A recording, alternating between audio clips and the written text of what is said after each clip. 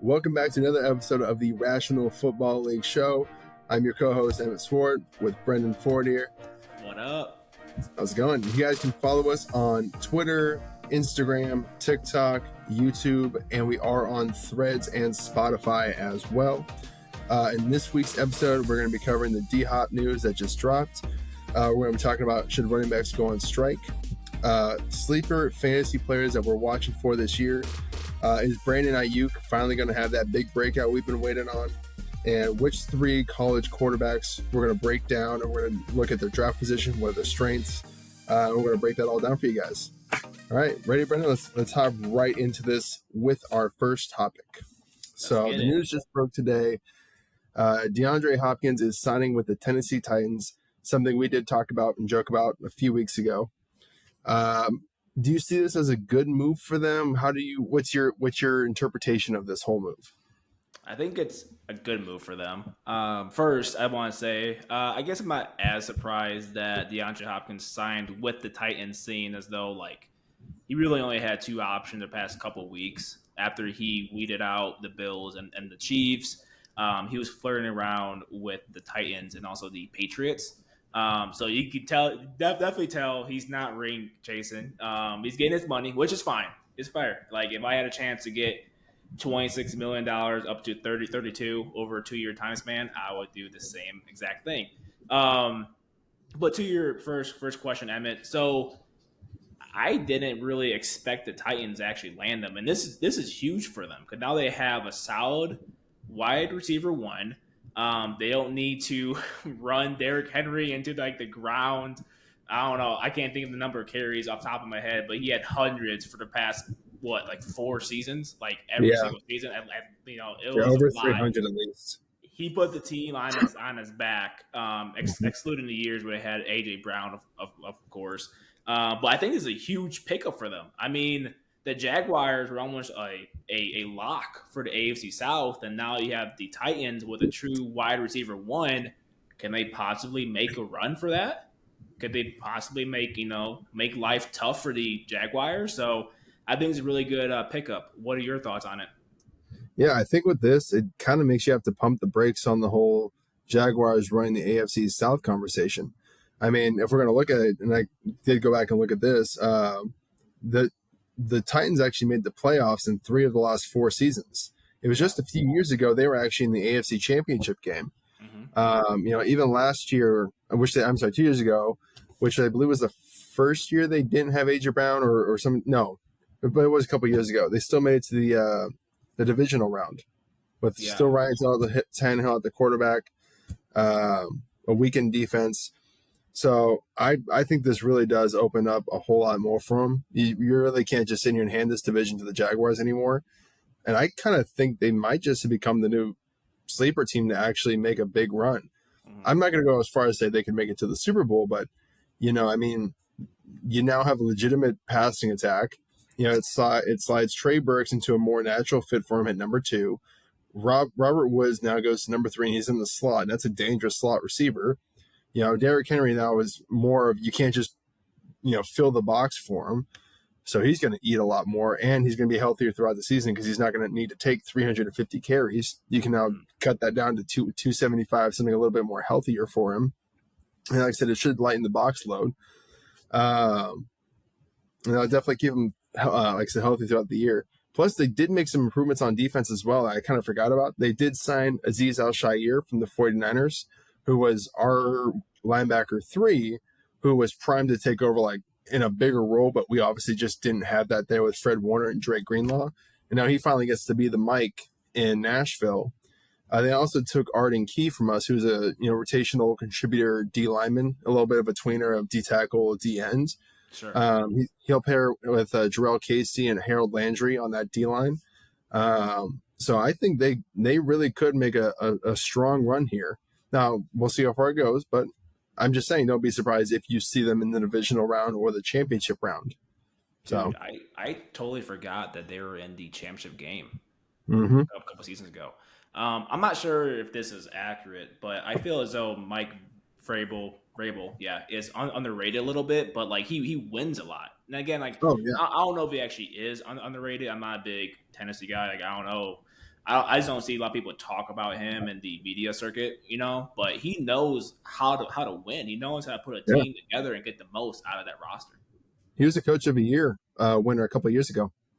Dude, so I don't know. I might have to Yeah. place a quick bet on the Titans here. I don't know. I don't know. Yeah, that's what I'm saying. I mean, like, I don't know. I Yeah. feel like they're definitely kind of being a forgotten piece there because their offense was really feeling like it's going to be centered around Derrick Henry again. But now when you really start looking at it, and it's crazy. You think, oh, it's just one idea. Come on, it's just one guy. Like, that shouldn't change everything. But it kind of really does, because now it frees up other guys to fit into more natural roles for them, plus taking a load off of your superstar player, which keep him healthier later in the year.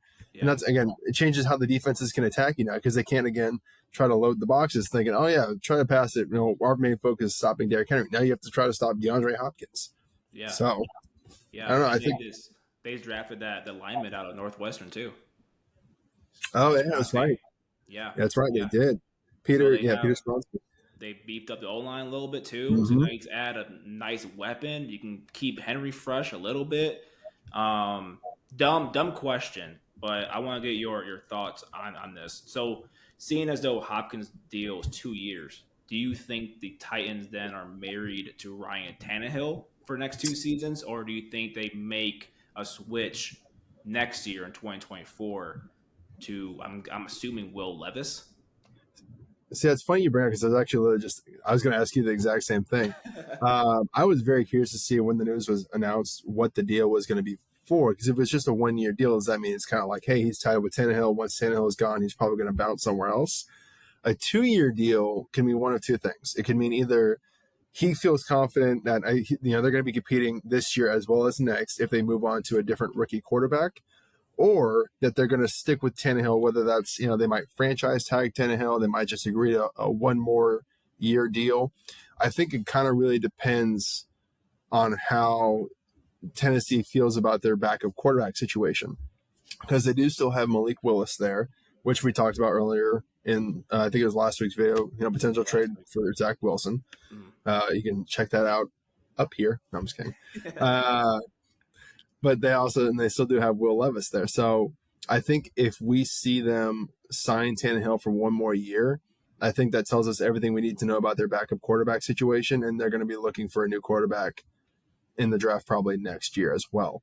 If they let Tannehill walk, it tells us a little more about how they feel, because they felt confident enough in whoever they have in that room that they wanted to keep DeAndre Hopkins on for it. So I'm probably going to guess it's going to be the first option. I wouldn't be surprised if it's a matter of, they keep Tannehill for 1 more year, based on the same talking points we discussed in, last week's video is, Will Levis is a 2nd round pick. They don't need to commit to him. It's not like, they got a, 1st round pick for him or anything like that. It's one of those, he could just be a career backup, and that's still technically considered a successful, pick, selection there, because it's a backup quarterback. That's going to come into play at some point here. So I'd be very curious to see what happens with that. But my guess is they probably, after this year, they negotiate with Tannehill for 1 more year, saying, hey, you're still going to be the star for us. We don't really like our backup selections. And I wouldn't be surprised if Malik Willis is probably cut or traded by the end of training camp. So yeah. And since you're going to ask me that question, I guess it's only fair for me to give my thoughts too. Yeah. I have the same thinking as you. I think it really just depends how this season goes, honestly. If Tannehill is, let's say, knock on wood, he gets hurt, maybe they do think about moving on from him next season. Let's say he just plays poorly, right? They're like, listen, we might as well give Levis a shot.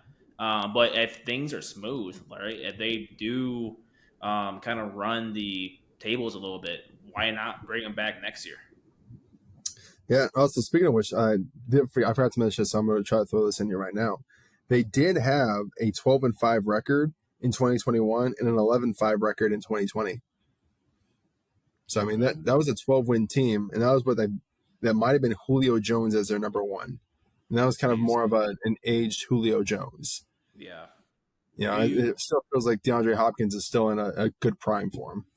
I could probably Google it too, but do you have the 2022 record in front of you? Like how big of a dip was it? I think they went 7-10, but yeah, we can Google that real quick to verify that.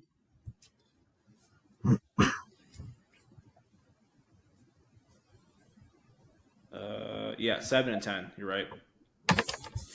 And they were Look at only that. two games back from the Jaguars. Jaguars went 9-8, right? Yeah. So you think like, I Yeah. mean, This you might. assume the Jaguars take a step up too, right? Yeah. Hopefully they're not the same team as last season, but I But can see especially them they got making a Calvin run. Ridley now. Yeah. Oh yeah, for But sure. I mean, just keeping it to Tennessee, this might be the best Tennessee offense we've seen with Tannehill and under Vrabel. So Yeah. Now she actually has pretty good like weapons. They could yeah, imagine that team if they kept AJ Brown. yeah. Well, here's the follow-up question to that: is do they sign Dalvin Cook then? My Yeah. guess is probably not because Derrick Henry's already there. You're already committing big money to that. Unless Yeah. he's going to come in super cheap, I probably wouldn't do it. But I don't hate the idea of Dalvin Cook. Not, I shouldn't say that's not the right word. That I think Dalvin Cook, based on the numbers we looked at in our running back video, I think kind of does fit him better as a high-end backup at this point rather than a starter, just based on some of the explosive we're looking at. So if you can get him in an opportunity where he gets to, not be used as much, his usage is a little bit more efficient, it could really help revitalize his career. So Yeah. And no, didn't the I wouldn't hate to Titans move. I'm sorry. I was about to say, didn't the Titans also draft a running back in the 20 like this previous draft class in like the third round? Like, was it like Was it? Tajay Spears from Tulane? Is that Oh, did they get Tajay Spears? I'm looking it up right now? Oh, if they did, then never mind. Dalvin Cook's not going there. Yeah, they picked him in the third Yeah, round. Yeah, yep. yeah, So I want to see Cook going there, but dude, yeah, that's a pretty good like point because Cook made that statement a few weeks back saying like he would yeah, love to play with Hopkins and do a little like pair deal here, and yeah, he's yeah. not. I mean, no, No, I remember but that even if he goes guy's. to, I'm sorry, you can finish your thought. I was going to say, even if he goes to Miami, which was what he was a favorite to go to anyway, it's still I think a good fit because you still have Raheem Mostert there. You still have, oh my gosh, Ahmad Savad, I believe his name is, the other running back. Oh yeah, He's undrafted, who was really good. It gives him a more of an opportunity again to be used in more of a little bit of an efficient role. So he's not taking a big bulk. He's able to just, be used in a more explosive rate. yeah, So, agreed. but I think that's a great segue into our next point. Should running backs go on strike? Oh, It does seem to be the season of strikes. We have the writers' strike. We now have the actors' strike. It's baseball season. There's a lot of strikeouts in there, so baseball season. I'm about to go on strike for like the hell of it, just because everyone else is. I know. I'm just saying, it just seems to be the good time to strike. No, so we've seen a couple of weeks. Again, another thing we did predict and talked about a few weeks ago, but we didn't make a whole clip about. We just talked about running backs in general. Was should the major running backs, the big name running backs, actually consider going on strike? It does seem like this pay is getting out of hand. The opinions and ideas around the running back position are also wildly out of hand. I know we discussed that, this is a passing league now. It's more of a passing league now, but football is never one or the other. Football is always a balance. You can never overcommit to one thing because that's when you lose. So the running back position is still important. Now, am I saying they should be making $30 million a year like, a Justin Jefferson should be, or, a Jamar Chase should be? No, that's not my argument necessarily. But I definitely think they're worth a lot more than $13 million. And Austin Eckler brought it up earlier in the week when he discussed about, we're making less than a lot of wide receiver twos are. I mean, that's a very valid statement. You have a guy who could be a star on the team like Saquon Barkley making less than T. Higgins. Right. Who would you rather have on your team, a T. Higgins or a Saquon Barkley? So what do you think? Should they band together, form a little running back union, and head on strike until they're paid fairly, or what are your thoughts? I'm just worried that they don't have like leverage. I mean, they should in theory because they are just getting just completely just like crapped on right now. Mm-hmm. I'm just worried that like a strike doesn't work unless that party has a good amount of leverage, right? So I think yes, like if say a Barkley sat out this season, right? Does the Giants offense perform worse? Yes, right. But if the GMs as a whole think that running backs don't really have that great of an impact on the game right now, how good of a strike would it be? Like, what would be that impact? Or what if the Giants just sign someone else and the offense performs somewhat the same? Then you just lost your job for like good Yeah. almost. When I But to kind your point, I think so in practice. Yes, like they should at least try to do something to reset the market and reset their value. I'm just worried that they don't have leverage right now because of the overall perspective that is placed on the running back group as a whole. Yeah, and we did a poll earlier in the week too, where we asked fellow fans and what are their thoughts? Do they believe running backs are overpaid, or should they just suck it up? And I think that and I think it was almost split. It was like 45-55 people saying they should suck it up.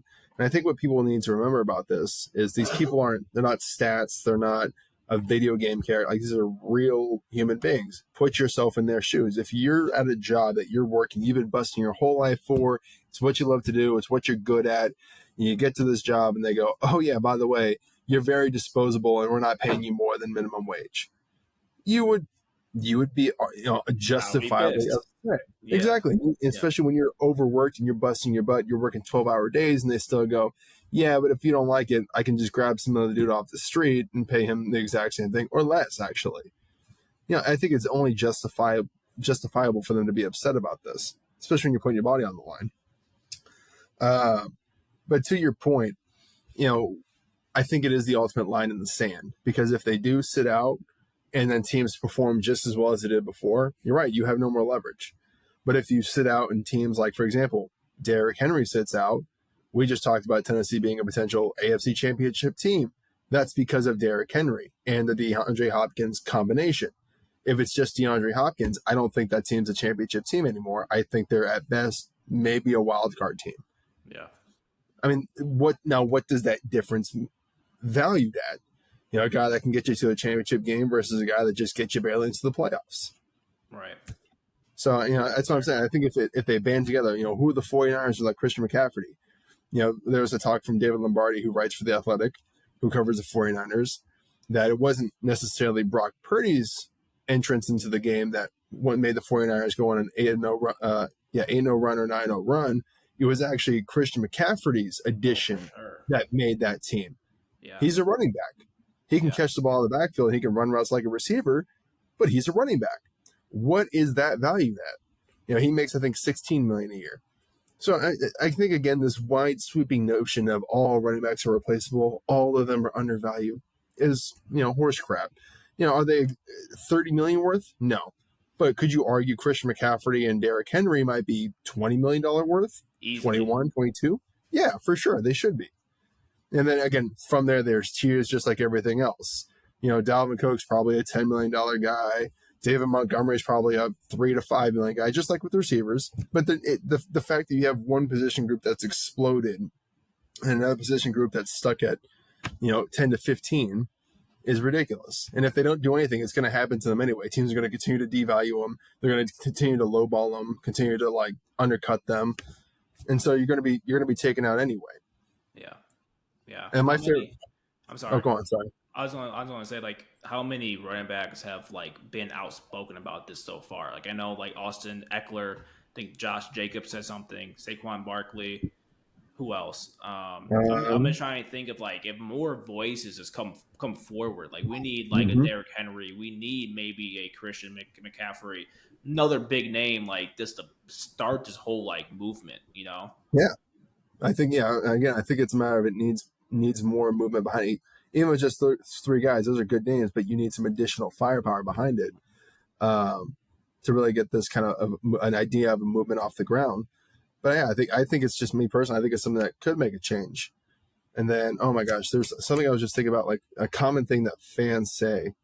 Here's my favorite. And this is what I've seen a couple of times just through our Twitter account here, where fans will comment or mention, oh, well, you don't like it, don't be a running back. And it's like, okay, but that's obviously not reasonable. There's no, if the passing game was so strong, was so heavily focused, why do teams still run a running back?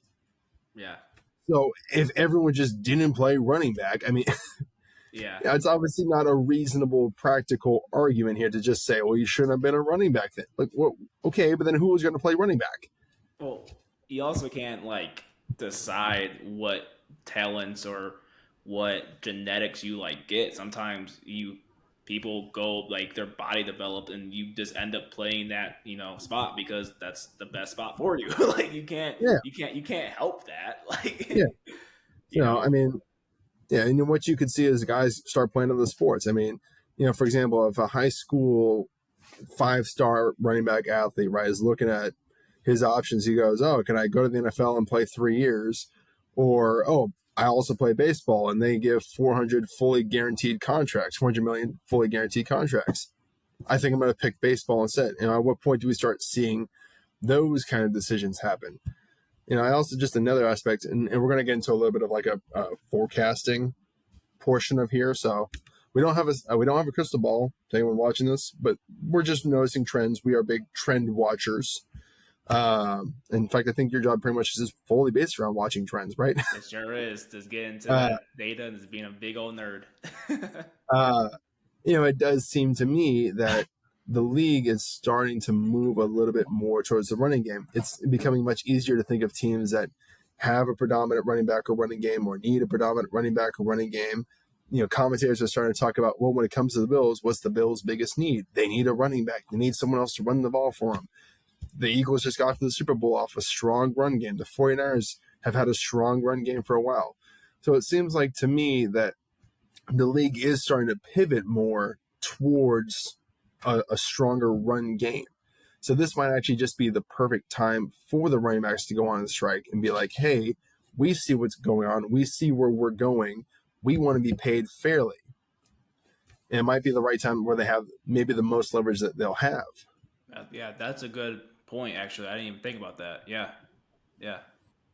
But that's our running back tangent for the week. I'm sure we'll be back here again in 2 weeks after we get more ridiculous comments and more ridiculous news and yada, yada, yada. But that's our weekly sermon for running backs. I know. It's such a weird thing because, again, me and you both didn't play running back. Yeah. Yeah, I always thought running back was, a cool position and everything like that. But I never thought, like, we'd have to keep making defense videos for running backs here. Like, it's funny is whenever you press people on, like, a little bit of this, well, you can do running back by committee. When's the last time it's been successful? Well, it's this team. I was like, no, Jalen Hurts was their leading rusher. Treat him like a running back, and all of a sudden it's not a running back by committee. Right. Well, they use multiple guys. That's called a backup. I don't see DeAndre Hopkins getting 300 catches a game.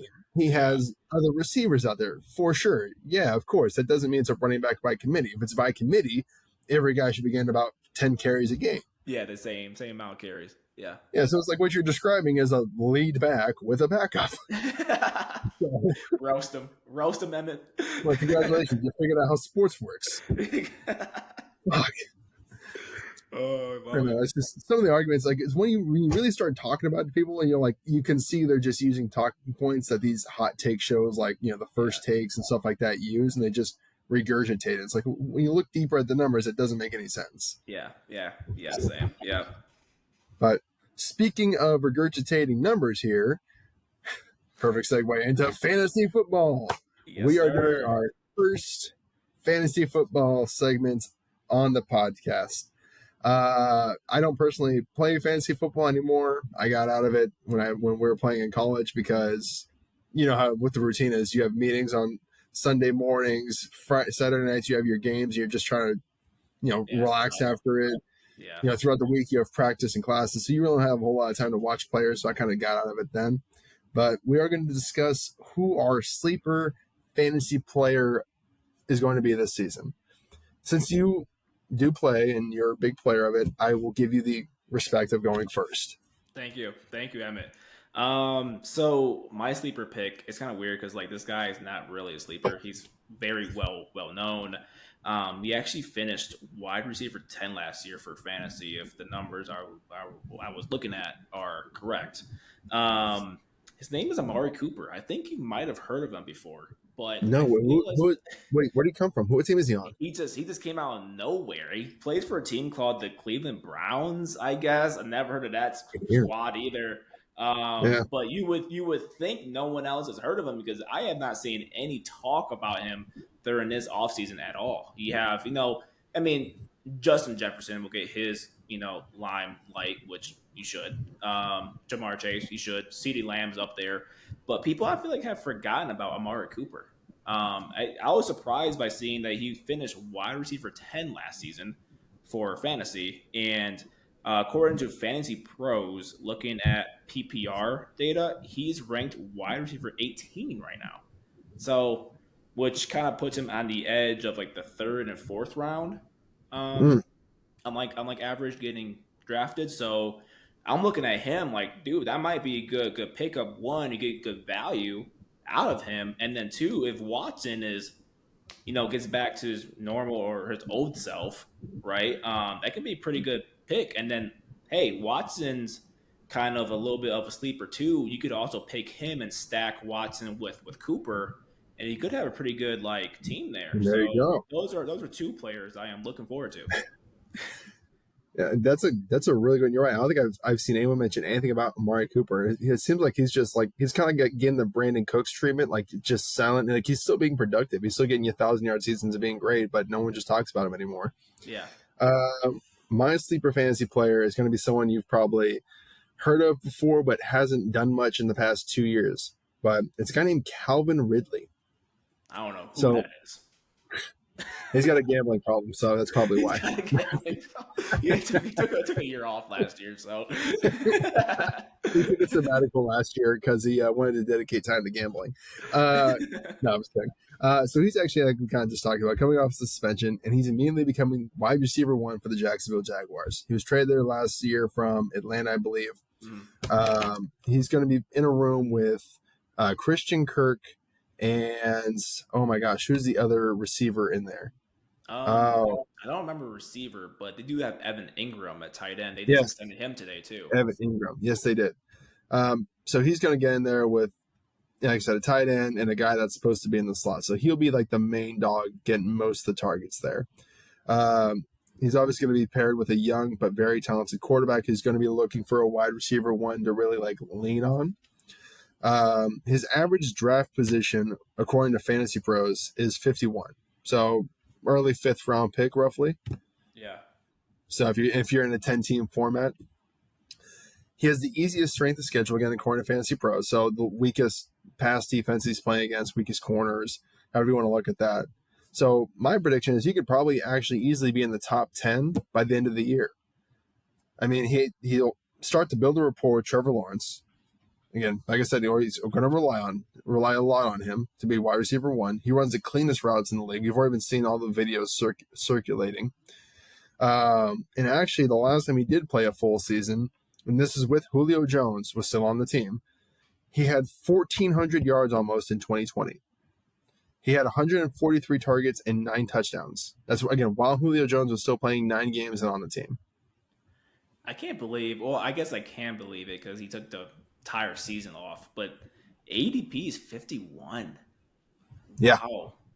And he was like a top 10 receiver when he was like active. I'm pretty sure, at least. If not top 5, I mean, he was at least top 10. Yeah, at least top 5. Yeah. Yeah, he was there. They drafted him in the first round out of Alabama to sit here and take over for Julio Jones, who was getting up there in age. So, damn. Well, I remember when we looked at the data last week for like the whole like DJ Moore segment we had. I think he had I think Calvin Ridley had 1,300 receiving yards for like at least a couple seasons from 2020 to 2021. He might have. The only one I really checked was 2020. I was trying to say the last season he played a full season. That's what 2020 was. I think he had 1,370 or something like that. With I think he had 80 catches, but on 143 targets. So if you're in a PPO league, not PPO, PPR. Sorry, if you're in a PPO, you're in health insurance. So I don't know. That to me, that seems like a great little subtle pickup. You can probably get him in the 5th round, stash him, and then he should have a great year. I believe he's going to finish in top 10. Dude. Trevor Lawrence is gonna lean on him pretty heavily. Dude, So, he might just persuaded me to stack T Law with Calvin Ridley there, and boom, magic there happened. you go. Yeah. And according to NFL.com, he's only picked up in 66% of the leagues they have right now. So in 1/3 of all the leagues on NFL.com, he's still a free agent. You can still go get him. If you're looking at your roster and thinking, I don't feel great about my receivers, there you go. I mean, getting Ridley in the 5th round, dude, that would be a steal. Yeah, I know. That would be a steal because you can still, get guys like a Jefferson, a Chase, a Hill, a Lamb, whoever. You know what I mean? Damn. Okay. Yeah, imagine taking, you take whatever, Jamar Chase in the first, the second, you're able to get Saquon Barkley, and then you get your quarterback in the third if that's what you want to do. And then the fourth, towards the end of it, you're able to steal Calvin Ridley. You have Calvin Ridley and Jamar Chase as your receivers. You got to feel pretty good about your fantasy football season with that wide receiver tandem there. Listen. Give me the first place trophy right then and there. And then you can even use Amari Cooper in the third. Get Amari Cooper in the third, Calvin Ridley in the fourth. Dude, I'm taking down notes right now. This is my entire strategy. Hopefully no one watches this and beats you to it. So yeah, right. Perfect. So speaking of breaking out and getting 1,000 yards, we want to talk about Brendyn Aiyuk, BA, for the San Francisco 49ers. Stud. He's had a good start to his career, but we feel he's primed or might be primed for a breakout. B, I'm going to let you start with this one so I don't take up the whole 10 minutes. Yeah, I'm obviously not a Niners fan, but I will have you know that the Niners team, the Niners offense, they were my favorite group of guys to bet on last season because they all just went off every single game. Like it was like an automatic thing. Which, okay, this is starting off weird, but it'll tie back around here in a second. I hope he does break out, but I'm worried that the Niners offense just has too many weapons, too many mouths to feed. But he had a little over 1,000 yards last season, seeing as though he still was competing for targets from a George Kittle. Who's you guys wide receiver 3? Brandon, Jawan Jennings, and then Debo is still there. McCaffrey's there. Mitchell, when he's healthy, he's getting carries too. So it's a very loaded offense. But I think, dude, he can run crisp routes. He's out there attacking the ball. Like, again, I'm not really like an all offensive guy, but you can tell when someone runs routes, you're like, damn, that guy got it. Like that guy got the juice. Like for real. I'm actually intrigued to see if he can overtake Debo as the wide receiver 1 for this offense. Yeah, I think he can. I think it's I won't say it's a lock, but I would be surprised if he's not wide receiver 1 for the 49ers going into next year. And that's nothing against Debo. Like I still love Debo. He's a great receiver. I just think what they specialize in is slightly different. Debo's a great yak receiver. He's like the yak king.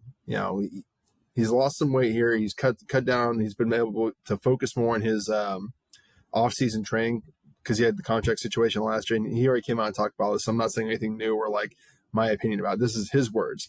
Last season was not a great season for him, hit by his words. And he feels more confident going into this year. And I think it will be a great bounce-back season for him. But again, he's a slant god. He's the yak bro. He's like just give him the ball already. Like don't wait till he's 30 yards down the field. Just hand it to him. Do what you got to do to get the ball because he's going to break tackles. He's going to make dudes look like little children out there, and he's going to run people over. Right. Brandon is your more traditional wide receiver 1, more in the vein of like a Devontae Adams. He's using routes to set up other routes. He's making every route look the same. He's using his stem to, keep the DB off balance, but in break, out break. He's going to run past dudes. He's the guy that's going to get more of the separation. That's a weird way to word that. I apologize.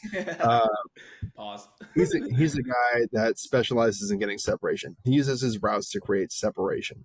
He has great hands. I know the drops, you've seen him occasionally, and it's always on some highlight play, but he's one of the more sure-handed guys on the team. So I see them using him more as a more traditional wide receiver 1 role. And even if we're looking at last season to this season, all of his numbers improved. So like we kind of mentioned, he has first 1,000-yard season in 2022. He had a career high in receptions. He also had a career high in touchdowns with 8 last year. And he increased his catching percentage every year. I think last year is 66.8%, almost 70% of all the targets thrown his way he caught. And I honestly believe the 49ers are going to have an improved passing game this year. And that's irregardless of who the starting quarterback is. That's whether it's Purdy, Trey Lance, or Sam Darnold.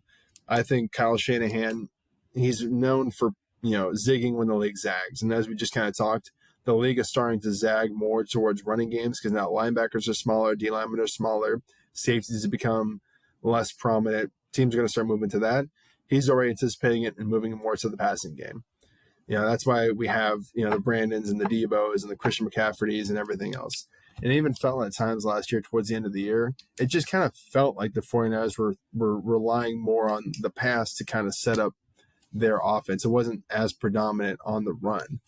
Now, again, if you look at the numbers, they are very similar in the passing numbers. I think in total, the 49ers threw, 514 pass plays last year. But I do kind of expect that to jump up to maybe more the 550 range, just based on how everything's gone, the amount of tools they have there. And I think that just is going to open them up. So my predictions, I think, actually, Brandon's probably going to have somewhere around 1,400 yards this year. Nice. I was about to ask you that if you can give me a guess on his stat line. Okay. I think it's probably that will put him in top 5, I think. Yeah, I'd put him somewhere around 90 catches, 1,400 yards, and I'd probably say 10 touchdowns. Huge season for him.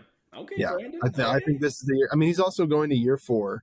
He's got one more year because of the 5th-year option. He wants a new contract. He wants to stay with the Niners. He needs to really have that breakout play year in order to make the 49ers want to pay him, because money's getting tight. They've already paying Debo the $25 or $26 million. They're paying everybody else. If he wants to stay in San Francisco, he needs that breakout year in order for the 49ers to go, we can't let him leave. We're going to pay whatever it takes and sacrifice somewhere else. Yeah. So, in your opinion, Emmett, if he has a similar season to what he had last year, do you think the 49ers then decide to move on from him, or do you think you just keep him on the team because he is a solid weapon? I think if they decide to move on from him, I think they're going to hold on to him because he's still a great weapon. Like, it doesn't make sense to trade him for nothing. But I think what they'll probably do is they'll probably extend him a contract offer and say, hey, we want to pay you somewhere in the 16 to 20 range to be a wide receiver 2 for us. And if he goes, nope, I think I'm worth wide receiver 1 money, I think I'm worth it, then he'll probably end up testing out free agency. Look at him for the 5th year, then let him test it out. So, but again, I don't think that situation comes. I think he has this breakout year this year. So he's due for it. Every year he's gotten slightly better, and there's already been videos and stories coming out of him tearing it up at OTAs and camp and everything, making all the DBs there look silly. George Kittle's talked about it. Who else talked? I think Diamador Lenore, a corner for the 49ers, has talked about it, how he looks different out there. Yeah. He just looks better than everybody else. Well, I feel like he always had that it factor, whatever that is. I remember watching him from his college tape at ASU. He just, the way he runs routes, he looks so it's fluid but angry at the same time. Yep, if that makes sense. Yeah, he looks like a point guard driving to the rim every time. Yeah. So So I have high expectations from this year. So you're saying I should draft Calvin Ridley, Amari Cooper, and Brandon Aiyuk? Dude, I'm getting a sleeper team here. Come on. The unconscious team. All right. Let's actually move on to what I think is going to be probably my favorite topic to talk about today. And something I've kind of noticed we've been doing lately, although unintentional, I think maybe we should make it a little bit more permanent. We're going to do College Football Fridays. This is we're going to be our weekly dedicated college football segment. Last week's was University of Washington. If you haven't checked that out, go check it out. It's a great video. You're going to be surprised by some of the numbers we talked about them. They went 11-2. Just a little teaser of that. But we actually kind of took three college eligible or draft eligible quarterbacks in this it's coming up with this 2024 draft, and we actually looked at some of their tape and saw, we put on our NFL scouting hats and saw what did we think these guys can do? What's their ceilings? What's their strengths? What are our thoughts about them? So to start it off, and this is all kind of this idea was based on the PFF chart that had the top 10 draft eligible quarterbacks coming up into this draft. So the first one that we wanted to talk about was Bo Nix. So good old Bo. So Bo Nix is not a new name to most people. People watched him at Auburn when he beat Alabama, and now people have watched him when he's transferred to Oregon. PFF had him as his number 3 quarterback coming into this draft.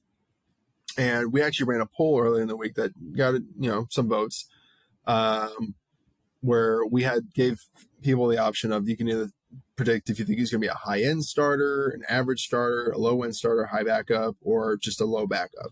And low starter, high-end backup actually was almost a runaway. I think it was 38% of the vote went to that selection. Yeah. Which actually, when we started watching the film, did align very similar to what we expected to see from that.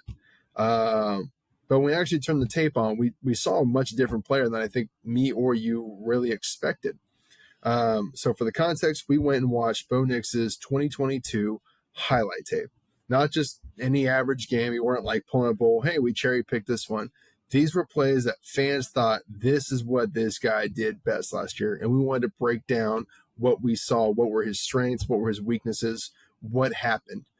And so what we kind of came away with is his strengths are that he keeps his eyes downfield. He likes to attack 20-plus yards down the field. I think the majority, or at least we commented the first 5 or 6 plays were just strictly him throwing deep balls. Deep bombs. Deep ball, 30, 40-yard balls, and they were strikes. Yeah. He probably is going to have one of the best deep balls in the draft, if not the best. We haven't watched Caleb Williams' film. We haven't watched Drake May's film. But just from what we saw, he has to have one of the best, if not the best deep ball in the draft. He's a very athletic dude. He doesn't have breakaway speed, but he's got good speed. He's got speed that will translate to the NFL. So he's the kind of guy, so as a fan, for your kind of perspective, as you're watching the game, to think, well, what are you guys talking about? It's not going to translate. He's the kind of guy that when he's on the opposing team and he breaks out of the pocket, you're thinking, fuck, when are they going to get him? How much is he going to get this time? Why is there no linebackers around? Where is everybody? Where's the defense? That's what you're going to kind of experience and yell at your TV when he takes off. He's not going to break away. Once he, he's not going to outrun like Lamar Jackson or Justin Fields does. He's not going to outrun the entire defense, but he'll pick up 20 yards and slide or get out of bounds. He has a strong arm, and he's really, really good at throwing on the run. We watched a couple where he was rolling right through it back across his body left and was still a dime 30 or 40 yards down the field, which is a much harder skill and throw than most people, I think, realize. But he is fantastic at it. The thing we wanted to see more of, because I think there's only two clips of it in the entire highlight tape, which is about a 5-minute highlight tape, was him hitting more of those little layup throws, the 10 yards or less throws. There's only 2 of them, and they went for touchdowns, and they were I think in the red zone anyway. They were, yeah. And I think that's kind of when you think of Bo Nix, what you hear a lot of talk about Bo Nix is he has a consistency issue. Oh, he's not always consistent. Oh, sometimes he's great, sometimes he's not. And I think that's where it kind of stems of is we need to see him hit, or we would like to see him hit more of those layups, setting those guys up for big yak plays, turning that slant into a 20, 30-yard gain rather than having to throw it through the air for 20 or 30 yards. That can be the difference between converting a 3rd and 5 or it being 4th down, because you're not going to always be able to just huck it up every time. So we would like to see that more from him this year. As for a draft grade, currently right now from what we saw, we see him as a high upside, low floor guy. If he can get the layup thing figured out, he could be a high-end starter. If he can't, he'll never be better than a low-end starter, maybe a backup. We have him as a draft grade, we have him as a low first, high second currently. So he's a team that if you're or you got a winning team and you're willing to take a risk on a guy in the future, this is probably the guy that you might want to take a chance on. Yeah. So no, and that was a great breakdown. And after watching his highlight tape, I like him a lot more than what I first did. I didn't realize, maybe just because I just didn't watch a whole lot of Oregon games last season, but he really showed out. Like and to your point, when he can like run down the field, he might not be fast, but dude, he is big. Like people don't understand, he's a big boy. So if you're a safety, 30 yards deep, and you see him running, like dude, I don't know if I want to, hey, come on, you know what I mean? I'll make a business decision here. I'm just gonna dive out the way there. Exactly. But Emmett, I do have to follow up, and it's kind of a tough question, and it's kind of unfair. So I am sorry. But today, as of right now, right, what would you say is Bo Nix's NFL QB comp? Ooh, okay, so for that, I'm going to take that. So I'm going to look at his strengths. So I'm not saying whatever player I come upon. I'm not saying, oh, he is this guy.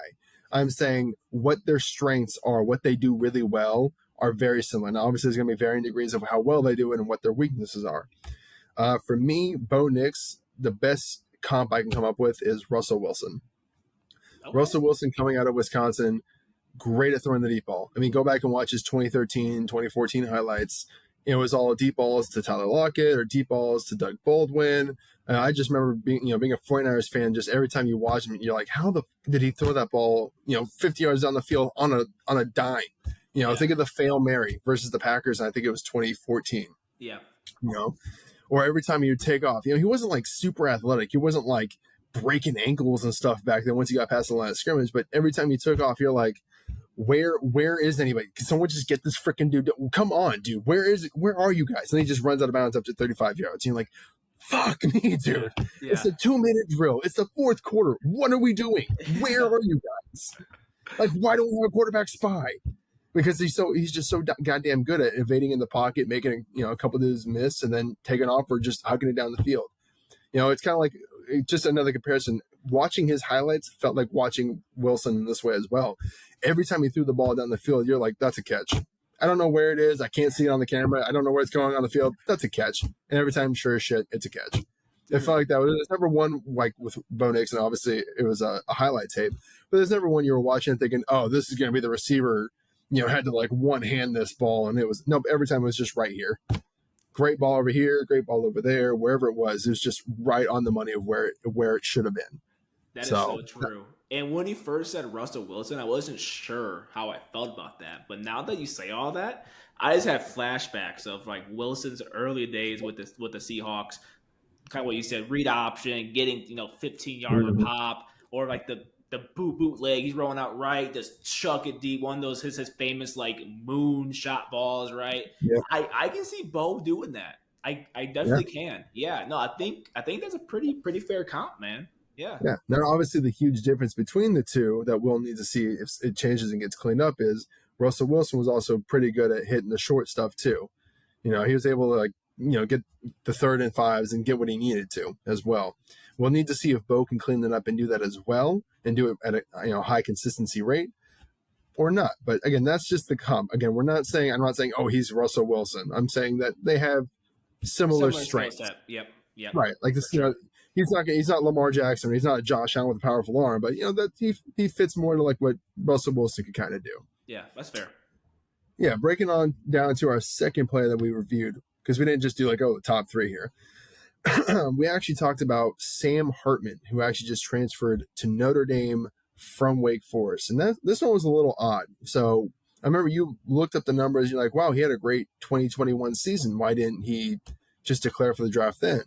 And we kind of discussed that. And I think we came up with maybe it might have been that, he was worried about the competition or whatever draft grade he was being given wasn't like what he wanted. Maybe transferring to Notre Dame was his attempt to, play a higher level competition, maybe raises his draft stock.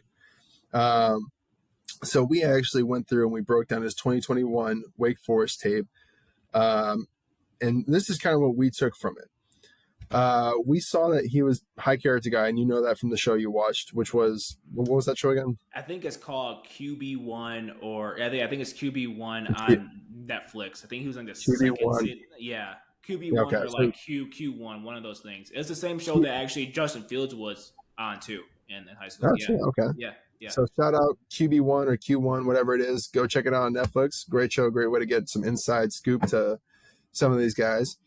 But watching Sam Hartman, it was kind of tough, I think, at first to really get a good feel for him because the competition was so bad. I mean, there was times where we're just sitting here watching. I was like, what the are they doing? Is this a play? Yeah. Did they know the play started?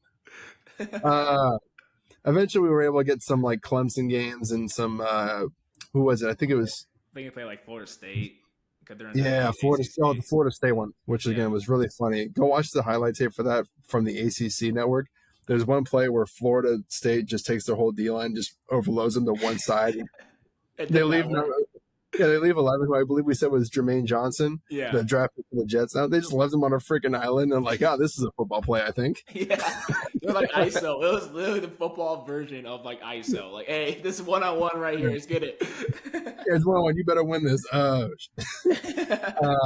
right, sorry, we got to get into the breakdown. So Sam Hartman, we felt he had a great pocket presence. We felt his ability to just maneuver around the pocket with just those subtle little, here, there, stepping ups, was probably one of his stronger aspects. He has a good arm, not a rocket arm. So he has the arm to get it done, but don't expect him to sit here and just huck this ball 80 yards on the line. He's not a Justin Herbert arm. He's not a Josh Allen arm, but he's got a good enough arm to make the throws, which is what you want.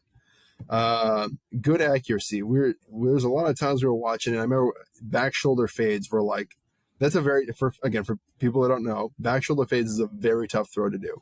So essentially what happens is on the fade route, the receiver has to make a decision about mid route. He's either going to be able to get on the guy, stack the DB and take off, and the quarterback has to read that and throw him deep. Or the receiver has to make the determination, I'm not winning this, I'm going to throttle down. And the quarterback has to make the same determination. You then give the quarterback your head, give him your chest, and the quarterback's supposed to throw it right at the back of your head. If done properly, it's an uncoverable ball. It really is.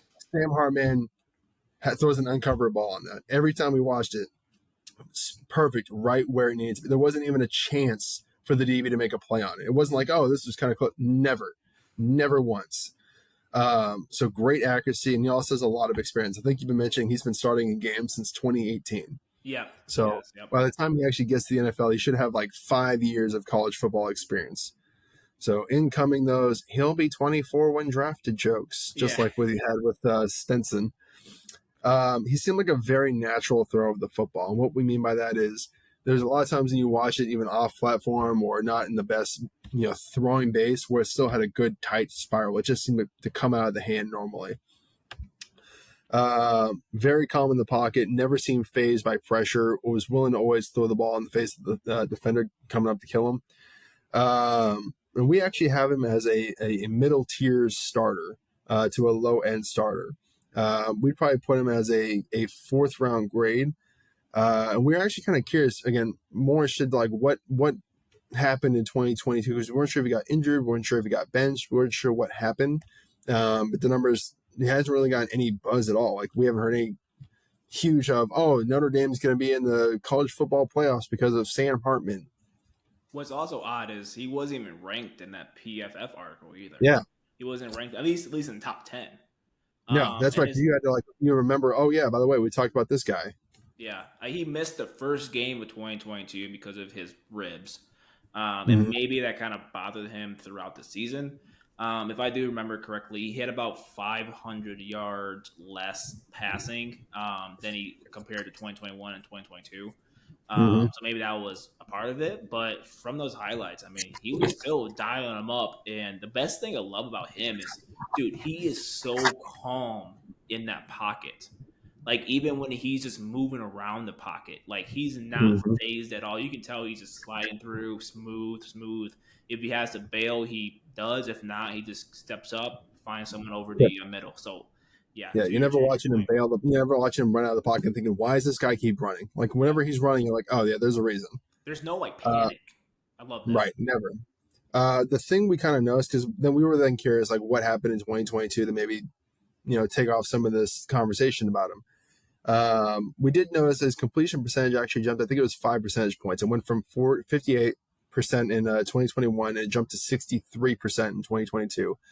But as people were watching the 2022 highlights, we noticed there was a lot more balls when we were like, oh, that should have been picked. Oh, that one. Why didn't the DB get his head around there? So I think what we kind of made the determination on was that the biggest difference between the two seasons is he made more, what I think PFF calls it,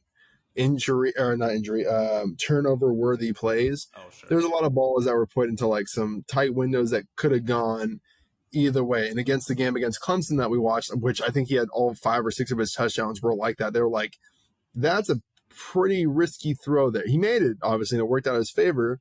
But then we watched some other games. I think it was Louisville and North Carolina State. Yeah, North Carolina State, where he actually had 3 interceptions each. So obviously it wasn't going his way.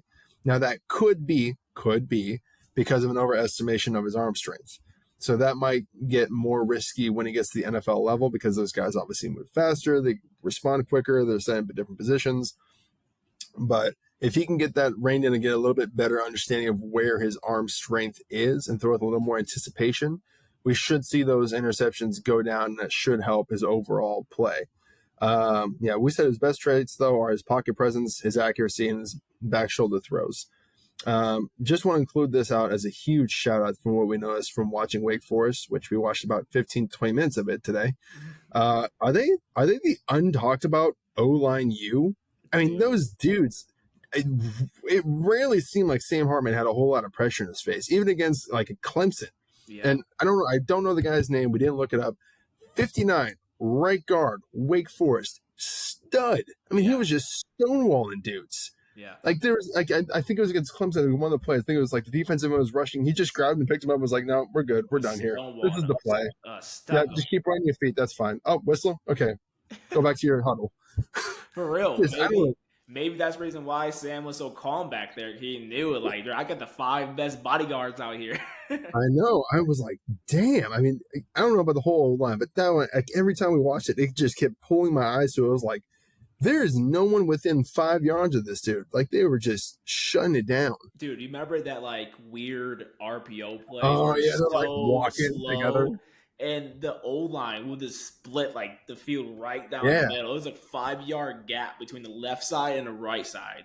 And, Sam pulled it and just threw those touchdown passes. But I feel like they would have been touchdown runs because the running back had a 5-yard hole just to run through. It was crazy. Yeah. They were moving bodies. That O-line of Wake Forest was moving bodies. But I just want to give a quick shout out to them because they were, and usually it's like, oh, this receiver took my attention away. The quarterback, the O-line took my attention in that one. I mean, it was like, it was hard to make an evaluation of how does this guy deal with pressure. It just never seemed like he dealt with it. Yeah. But, so like I said, we had a 4th round grade on. We probably view him as like a mid-tier starter, low-end starter. We need to see how he does against higher competition, not like Norfolk State or whatever the hell he was playing. Yeah. That he'll be playing at Notre Dame. And hopefully he's able to continue to play at the level he's playing, get some of those, turnover-worthy plays down, those, a little bit more of a better evaluation of what his arm strength is. So, and again, I have to ask you the tough question.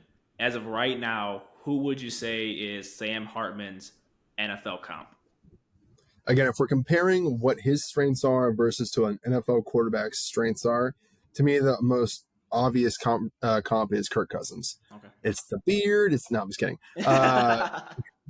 No, they both got good beards, but or Kirk Cousins did when he was in Washington, actually. But either way, I digress on that. Both guys they're athletic enough. They're not going to take off running, but when they need to move out of the pocket, they don't look like they're going to fall over their own feet. They both throw a beautiful, accurate ball. It seemed very natural. Kirk Cousins very his besides the joke video about the baby shower thing, he's a very accurate thrower, and he throws the back shoulder fade really well. The first instance that comes to mind when I think of Kirk Cousins is the playoff game he did win against New Orleans Saints a few years ago. I think it was Kyle Rudolph he hit on a back shoulder fade just right in the DB's face to win the game. So Kirk Cousins always seems comfortable in that pocket too. He always just knows those little movements he needs to make, whether that's up, that's back, getting away to the left, getting away to the right, whatever it is, to just be able to stay in the pocket and deliver the throw where it needs to be. So to me, that seems like the logical. They'll probably both be 4th round picks. I think if Sam Hartman will probably come in as a backup, and then if he's ever given the opportunity to start, I don't think he'll ever let those reins go, and that'll just be your franchise quarterback. And then in 10 years, we'll be having arguments about, well, Sam Hartman's just mid. So yeah. I hate when people say that about Kirk. After watching, it's a weird random tangent, But the newest like documentary that came out that Peyton Manning and his production company created called Yeah, Quarterback. I'm not sure if you watched that I at watched the all. first 2 episodes of it. So Yeah, I'm a big Kirk guy now. Honestly, if I was watching the behind the scenes, I know he's in the division of my favorite team, so I do see him twice a year. But I don't yeah, watch Viking games like that. But he's actually pretty good. And yeah, after seeing people just talk about him on like social media, it's like, oh, he's mid, blah blah blah. No, he's actually pretty good. yeah. I mean, again, he's when people sit here and say that, mid. I mean, he's still a top 15 quarterback. I Yeah, want to put him in top 10, but he's a top 15 quarterback. That means there are 15 or 16 or 17 teams that have a worse quarterback than him. yeah, There's 17 teams that wish they had a Kirk Cousins. yeah. So, I mean, it's kind of one of the things you really need to keep in perspective when you're looking at these quarterback tiers of how much of a drop off it is really from, the top 10 versus that 10 to 15 range to that 15 to 20 range. The difference could be, Mac Jones versus Kirk Cousins. And there is a significant difference between those two players. It doesn't seem like it, but there is a There is, significant difference. there And it's is. the little things that they do that you don't ever really see or hear unless you watch that quarterback's documentary. And they actually get a chance to really talk about what they saw, what they did differently, what changes they helped implement. So we fortunately have had, been in a position to where we get to see it in practice behind the scenes with, not NFL quarterbacks, but to understand what quarterbacks really need to go through and do and how like nuanced the position is. Dude. So Playing quarterback is hell. I don't know why anyone would want to do that after watching that documentary. I I don't know. know who would want to do that stuff. I know. It's They insane. And go then I have to be able through to it. process all that information. Because again, what's the average play again? 3 seconds? 3 seconds. Yeah. Yeah. To be able to process all that information, 11 dudes, 21 dudes are running around doing different things to take that all in 3 seconds and know what to do. Yeah. That's insane. Yeah. But that does kind of let's move us on to our final guy. We looked at KJ Jefferson, and we were actually, and this is another guy that really surprised us. He had a good stretch, though, I think, at Arkansas this past year, then kind of fizzled out. But so we decided to try to look at that and make a determination on what we thought was going on, what happened, why, whatever. Maybe we just missed Saul. Yeah. And what we kind of saw is he's a 6'3", 242-pound grown man. Big dude. That he actually, and we just looked at the numbers. The numbers, it was kind of weird. Didn't actually seem to line up with the tape. I mean, what was it? He threw for 2,600 yards. He had completed almost 70% of his passes. He had a 5-to-1 touchdown to interception ratio and a pass rating of 165. Right. So, and I think he rushed for over 600 yards too, right? Yeah, he did. Yeah. I mean, all sounds like great numbers. And then we turn on the tape and we're like, okay, so we kind of have an idea of what we should be seeing here. And it just didn't match. He doesn't have a big arm.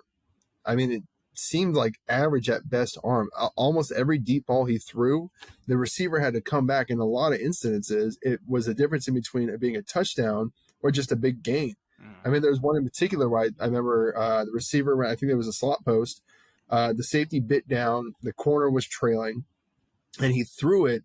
And if he threw it out there, if he gave it a little off to put it 5 yards further, that receiver runs underneath it, untouched on the way to the touchdown. Would have been like a 60 or 70-yard touchdown play. Right.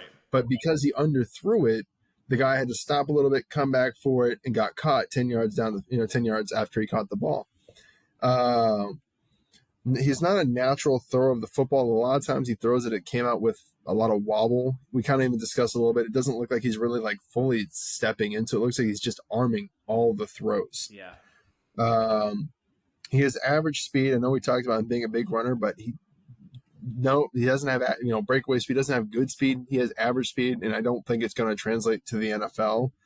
I think the guys that are just way too fast, I think he'll get 2 yards past the line of scrimmage before he gets killed by, Fred Warner or, Tremaine Edmonds. Yeah. Tremaine Edmonds. Tremaine, yeah. Great size, though. Great size. He's a big dude at 242. So Yeah. they may catch him early, but they're gonna be feeling it after. He's the kind of dude that makes a linebacker wish they didn't play linebacker anymore. Yeah. Well, he's pretty much the size of a linebacker out there. Yeah. Just, throwing the ball and running. He's 242. He's built like one of those old school linebackers. He's built like a Patrick Willis kind of body. Yeah. He has to work on ball placement. Like I said, we kind of watched a lot of times he's throwing deep balls or even sometimes when he was like throwing it to the tight end, it was too high. It was a little bit behind. It was, just like it should have been leading the guy, and it was right on the guy. And that made the difference between whether the corner was able to get back into a play and make a tackle, or if it was going to be a touchdown. I remember we talked about that, I believe. Yeah, like I said, and another thing was when he was in the pocket, he didn't have it seemed like a really good pocket presence. I remember there was one time we paused it because the left tackle got beat almost immediately. It was like within the first two or three steps that, defensive was past him. And it was like, okay, and we're watching and we're like, where would the natural hot be? And there was a mesh route on, and the receiver from the left was come open. He should have been the hot. It should have been, okay, holy crap, guy coming, let me just get it out to my check down. Let me get it out to my safety net here. There wasn't that. It was like, okay, well, maybe the next thought was he's going to roll out right. I see the guy coming, let me just spin out of this. Let me make something happen. Didn't do that. He just took the hit. Yeah. Took the hit. He shook the dude off him, but again, like we're in the NFL, like that's he was a BYU defender, so he took the hit and then was like, all right, get off me. And then the nose tackle him is like, all right, I'm bigger than you two, get off me. And then like I think a linebacker came up thinking the play was over and tried to clean it up. I was like, nope, get off me too. And then he ran out to his right and threw a wonky ball. Yeah. But it's like that's not going to work in the NFL. In the NFL, that's not some freaking Mormon coming off the edge from BYU. That's Myles Garrett. That's Nick Bosa, Micah Parsons. That's not a. I think we second the register what he said. Like, did he say a Mormon off the edge? What? Mormon coming off the edge. That's awesome. That's Myles Garrett or something coming at you, and he's not missing you and letting you go because you're a big boy.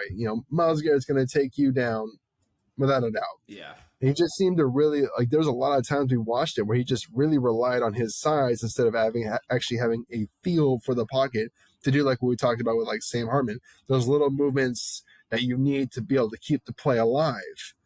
So a lot to work on, a lot to improve upon. I don't know, we didn't check how much eligibility he has left, but I would be, based on what we saw, I'd be surprised if he declared after this year. There's a lot of room to grow there. He really does. I want to say he's a senior this upcoming season. Yeah, hopefully he's dedicated a lot of time this offseason to improving in some of those areas. I think he can get more out of his arm if he starts incorporating that hip more, like we saw Dak Prescott a few years ago doing that funny exercise. Oh, like the torque? Yeah, I think if he starts incorporating more of that torque into his throws, he can get more out of his arm, because right now it comes out really hot and then just dies out. Yeah. Fizzles is like, oh, that was a great sound effect there. Woo! Woo! No, but he's not. I think he's mostly arming the ball. I think he can get more out of his torque. Ball placement's ball placement. Some guys have it, some guys don't. You can improve it to a degree with maybe like keeping your shoulders level, keeping your head straight, as we've seen them talk like with Justin Fields. Mm-hmm. But if you're not, naturally born like Drew Brees with perfect ball placement, you're only going to be able to get so good with that. But I feel like the biggest thing I like to see him work on is the throws, like his actual throwing motion, so he can use his whole lower body. Because he should have a really good, strong arm. It's just not there. Yeah. I think that's like we said. And I'd love to see him work on the pocket presence. Even if he doesn't become his speed doesn't translate to the NFL, he could still have a Big Ben type of pocket presence where he's big enough to where he can fend off maybe a DB coming or whatever. If like one of the linemen are coming at him and falling, he can fend that off. But he doesn't need to take a direct shot from a defensive end simply because he's just saying, nah, I'm not going to move. Yeah. So I think we had him as again, another high character guy. He's a captain for the team, which seems common for all quarterbacks. We had him as a 5th or 6th round guy, and more likely a career backup that in 5 years you're like, oh, yeah, that's right. We signed KJ Jefferson. I remember him from Arkansas. Yeah. So that's just kind of where we viewed him at. I know that we have him viewed as kind of that career-long backup guy. So this might be, again, tough question here. But if you do have an NFL comp for him, do you have anyone in mind who, he kind of reminds you of? Yeah, Clipboard Jesus. Clipboard Jesus. No. I'm sorry, KJ. I set you up with that one. No, that's a dude. You don't remember Clipboard Jesus? No, who is that? Oh, like what's his name? Carson Winston. He had like a big ass beard, long flowing hair. Like he made like $30 million in the NFL while only throwing like 12 passes in his entire career. Clipboard. I'm like Google. Yeah, his nickname was Clipboard Jesus. Bro, that's so funny. Clipboard. Look him up.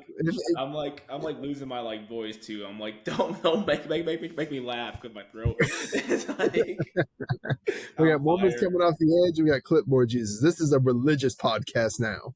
Clipboard Jesus. Dude, you're totally right, Charlie. Charlie Whitehurst.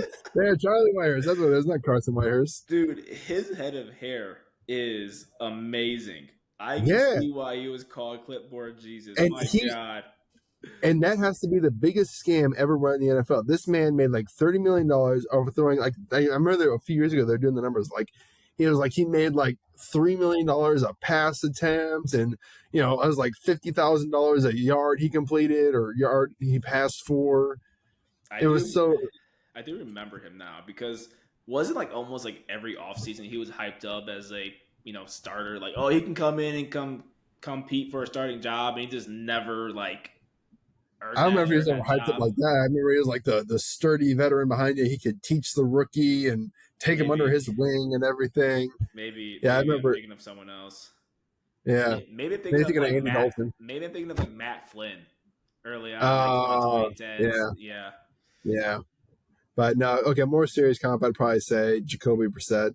Okay. But to be fair, I haven't seen much of Jacoby Brissett play. But my understanding, he's got a decent arm. He's a bigger dude. Now you can use him like running a short game kind of thing, like a quick little sneak, or you need to pick up a couple yards, so you run like a quarterback power. Career backup that if you need to spot start for a couple passes, you're okay. But I don't see him ever becoming anything much more than that, unless he really makes those changes we kind of talked about with the pocket presence and the getting more out of his arm. Yeah. Because right now it just. I'm not gonna lie to you. I was very disappointed by watching it. I thought we were gonna see, something more in the vein of Cam Newton, and it simply was not that. And these are the highlights we watched. We didn't watch his lowlights. These are supposed to be the best plays of his season, and it was like, this is a 10-yard quarterback dive. Why did this make the highlight tape? Yeah. What's intriguing about him is he's ranked 9th on PFF's like early QB rankings for the 2024 class. So. But Emmett, thank you for that breakdown. I learned a whole lot whenever you kind of talk about the offensive game. I'm sure everyone else here tuning in also appreciated that breakdown too. I'm sure. I can't wait to hear the casual comments and you don't know what you're talking about. Arkansas is a powerhouse. And... Arkansas. What's their? Do they have like a school phrase at all? Like with Bama, like roll tide. I'm pretty sure. I think go Hogs. I don't know. Hog down. Hog down. They're the Razorbacks, huh? Yeah, they're the Razorbacks. Yeah. But I will say, it would be kind of cool. I think he might be the first quarterback drafted from Arkansas in God knows when. Yeah. So, was that like one? Wasn't like a tall dude? Like I just remember like a number 5 tall guy from like the 2000s. Like that narrows it down. I don't remember.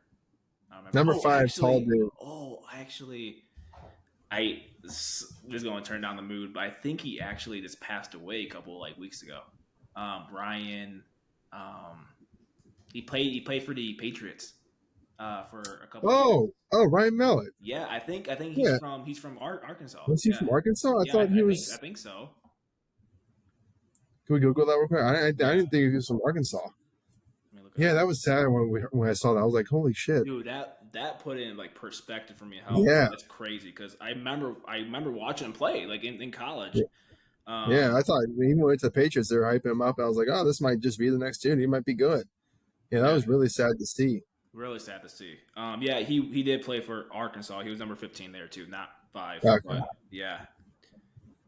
Right. So he might be the first quarterback drafted from Arkansas since Ryan Mallett. Yeah. So. Yeah.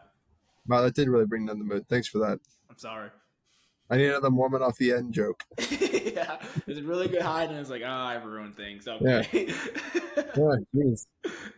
Want to bring anyone else that passed away? Just really try to bring this thing down entirely. No, I'm already sad enough now. I'm done. All right, we're just gonna put a picture of a puppy here and try to lighten the mood up. Yeah. Sorry yeah. to Spotify listeners, you don't get to see the puppy, but Google some pictures of puppies and maybe that'll make you feel better. Yeah. Yeah, I think that kind of breaks down. I think that's kind of the end of our episode today. I did thoroughly enjoy going over the quarterback videos with you. I thought it was really fun to do. And I always like doing their highlights too, because like that's the best plays you're gonna get from this guy, and you get to like see, okay, really what are their strengths, and then from there you can pull what the weaknesses are from the strengths. So yeah, love it. But yeah, thank you guys for tuning in with us. We hope you did learn something. I hope you didn't get too sad, and we made you laugh a little bit with our Mormon jokes and more Jesus jokes and gave you a little bit of nostalgia with those. Again, you guys can check us out on Spotify, Instagram, YouTube, TikTok, Threads. I think I'm forgetting something there. Pretty much everywhere. Yeah, pretty much anywhere. We're at the Article Show. Yeah, Twitter. Any app you can download, we're probably there. Besides, we're there. Probably, but we're out there somewhere.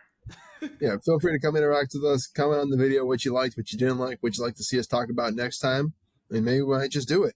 And don't forget to hit that subscribe button and click on the bell to get notified every time we post a new video.